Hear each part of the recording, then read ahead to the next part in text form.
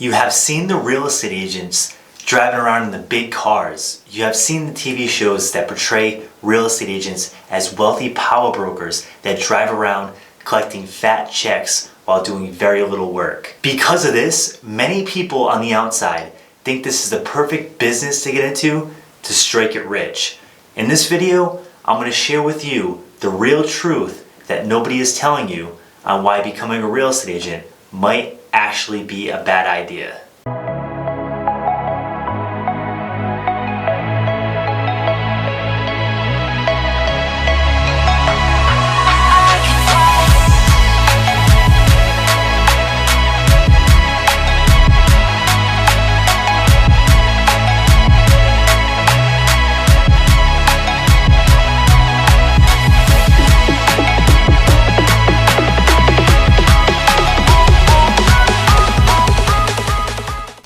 My name is Chris. Welcome to my channel. On this channel, I share tips about entrepreneurship, personal finance, and real estate to help you become the best version of yourself and reach the ultimate goal of financial freedom.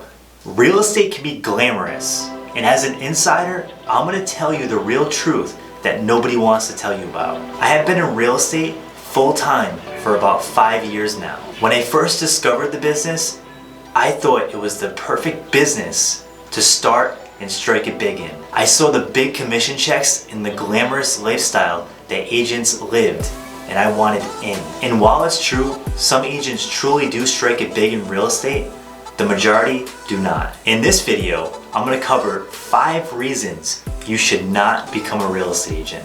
If you are on the fence about becoming a real estate agent, this video is for you. Let's talk about the money. Most real estate agents actually don't make as much money as you think. Now sure, you can make the argument that real estate checks can be really large, and it's true.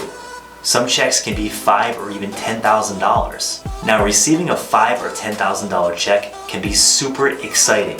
When I got my first real estate check, I was amped up, but it can become really discouraging when you see how many dollars are taken out of that initial commission check by the time your broker takes their split, by the time all the MLS dues and fees and so on and so forth are taken out, E&O insurance, there's so many things that go into it. By the end of the day, that big giant check oftentimes turns into a much smaller check. Most agents don't make as much money as you think. According to most sources, the average agent only makes $45,000 per year.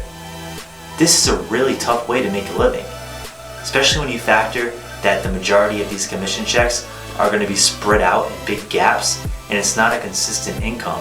So you have to really budget to make this work. Now let's talk about number 2. This is the unpredictable income.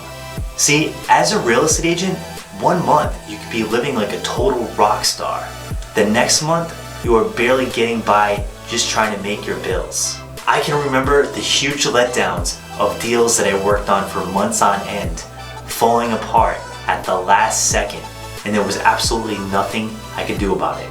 This can be a huge letdown. In real estate, you truly cannot count your eggs until they hatch. If you want to survive in this business with all the ups and downs, you're really going to have to develop some strong budgeting skills and some really good accounting skills to make sure that you're not overspending. So when those downturns come, you have enough money in the bank to survive. Okay, so let's jump into number 3. So this one is the lack of control that you have in your business. Brokering deals can be super frustrating.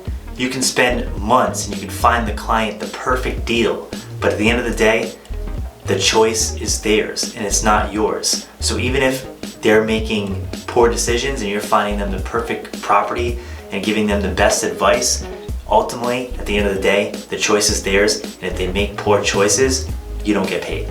In this business, the client makes the final choice, and your income and your paycheck is riding on their decisions. So ultimately, to be a successful real estate agent, you have to read people well, and you have to avoid wasting your time with clients and prospects who are not serious about purchasing a house. Do not be afraid to fire clients in this business. Make sure you're focusing your time on people who are serious and motivated and actually want to accomplish the goal of homeownership. So let's dive into number 4. It can't be sold. So this goes out to all my entrepreneurs on this channel. If you're like myself, you're always looking for businesses that you can build and have an exit strategy and sell. Unfortunately, this business is not the one for that. Real estate is really tough because it's a cash flow business by nature.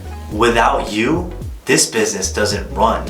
So every day you're going out there, you're hustling, you're making things happen, and in some cases, if you're really good, you're making a lot of money. But if you don't get out of bed one day, or even for a month, or say you go on a vacation, the wheels on the bus stop turning and your income shuts off. And because of that, this business can't be sold or acquired.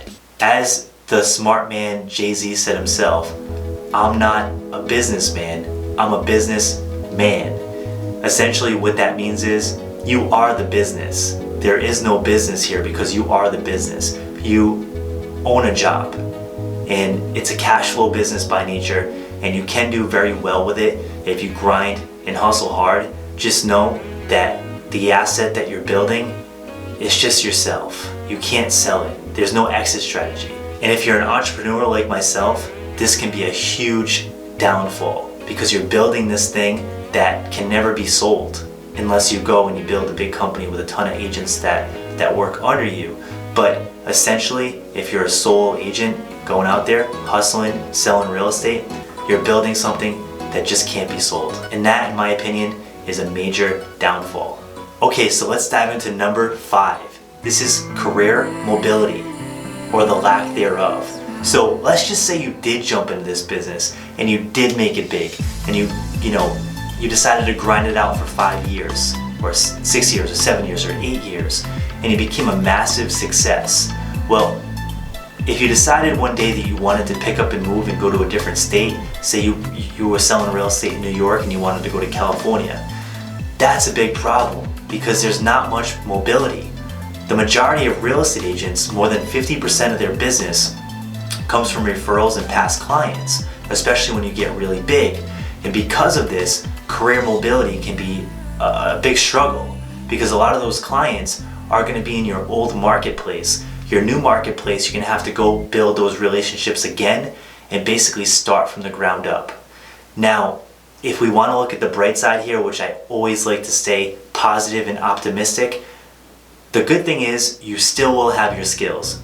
If you're an agent that decided to build their skills, learn prospecting, and actually learn how to sell, you're going to be okay. Because those skills, like I always say, you want to build high income skills, those skills can come with you.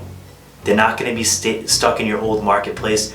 Sure, the relationships you built over time and those people will be there, and you can't take them with you, but you can take your high income skills with you, and that's why I'm always pushing the fact that you need to become the best version of yourself. So to wrap this video up, I know this video was really negative, and I don't like to make negative content.